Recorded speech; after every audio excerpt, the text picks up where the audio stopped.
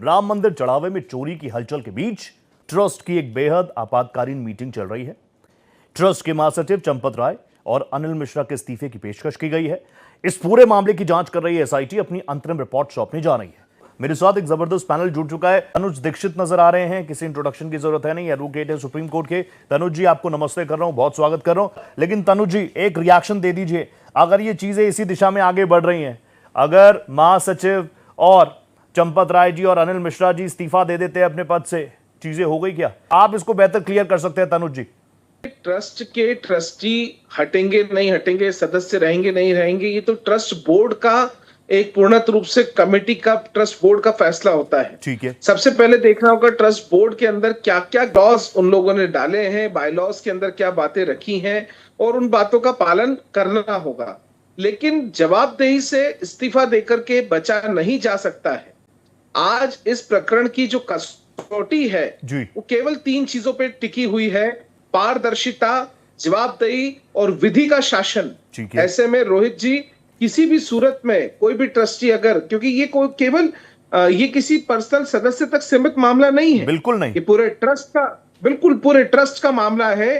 देश के लाखों करोड़ों श्रद्धालुओं की आस्था का मामला है और प्रभु श्री राम के साथ हो रहे अन्याय का मामला है। ऐसे में निश्चित रूप से इसकी जांच निष्पक्ष होना चाहिए। जो भी दोषी इसके अंदर होता है उसे विधि सम्मत कार्रवाई होनी चाहिए, कानून का सख्त पालन होना चाहिए। यही मुझे आगे इसमें दिखाई देता है जी। और मुझे तो आपकी शक्ल, मतलब मैं आपको देख रहा हूँ, काला कोट देख रहा हूँ, बहुत न्यायपालिका का बहुत सम्मान हम लोग करते हैं, सुप्रीम कोर्ट में आप काम करते हैं। हमने तो वो खबर भी देखी थी कि बार एसोसिएशन ने कहा था कि हम जिन लोगों के नाम आ रहे हैं उनका हम कोर्ट में पैरवी भी नहीं करने वाले हैं। मैं वापस आ रहा हूं तनुज जी आपके पास, मैं सीधा तनुज भाई आपके पास आ गया। तनुज, मुझे एक बात बता दो, क्योंकि बार बार यही बातें निकल कर आ रही हैं, सुप्रीम कोर्ट की गाइडलाइंस आप जरूर ट्रस्ट डीड को भी समझते होंगे, ये ट्रस्ट किस तरीके से काम करता है? आपका प्रश्न बहुत अच्छा है। देखिए, भारत में एक कानून है, the Indian trust act 1882। Okay, उसके तहत केवल प्राइवेट ट्रस्ट उसके अंतर्गत आते हैं। लेकिन राम मंदिर का ट्रस्ट जो है वो पब्लिक चैरिटेबल ट्रस्ट है, रिलीजियस ट्रस्ट है जी। और ये बहुत इंपॉर्टेंट है समझना कि ये ट्रस्ट सीधे गवर्नमेंट के अंडर में आता है। श्री राम जन्मभूमि तीर्थ क्षेत्र और जो पब्लिक रिलीजियस चैरिटेबल ट्रस्ट है गवर्नमेंट ऑफ इंडिया का, सुप्रीम कोर्ट का जो वर्डिक्ट आया था सन 2020 में, उसके बाद ये फॉर्म किया गया है। मैं वापस आऊंगा तनुज जी, अब यहां से आगे किस तरीके से एसआईटी की रिपोर्ट भी सामने आ रही है, यहां से आगे अगर कानूनी लड़ाई लड़ना चाहे, क्योंकि कई ऐसे संगठन है जो कह रहे हैं कि हम कोर्ट में भी इसको लेकर जाएंगे, आधार तथ्य इतने स्ट्रांग अभी हैं?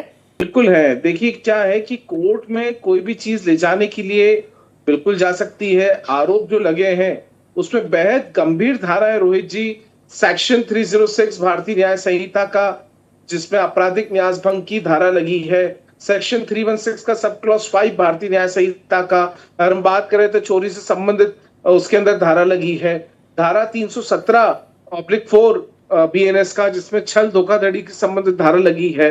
धारा 317 सब क्लॉज 5 बीएनएस का, गंभीर धोखाधड़ी हेतु जो लागू प्रावधान होते हैं उसकी लगी है। और साथ ही साथ क्योंकि आपराधिक षड्यंत्र है, इसीलिए बीएनएस के सेक्शन 61 भी इसमें लागू होता है।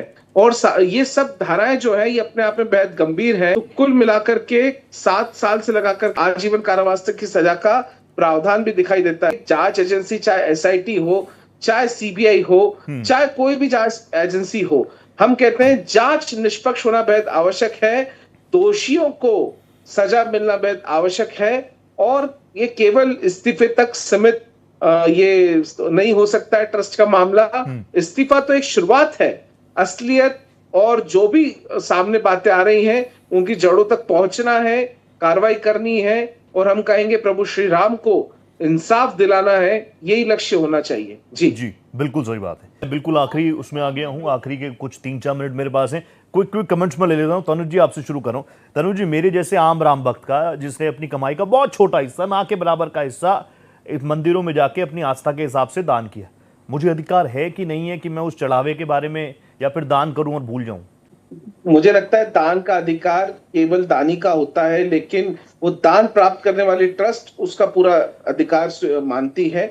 जी, कानून का एक स्पष्ट सिद्धांत है कि ना तो केवल आरोप किसी ट्रस्टी को स्वतः हटाते हैं हाँ। और ना ही कोई इस्तीफा स्वीकार करने या फिर हम माने अस्वीकार होने से किसी व्यक्ति को की दोष सिद्धि या निर्दोषिता साबित होती है। ठीक है। अंतिम निर्णय हम कहेंगे ट्रस्ट की जो वैधानिक प्रक्रिया है या फिर हम कहें उसके जो सक्षम न्यायालय है वही उसकी प्रक्रिया से ही होगा।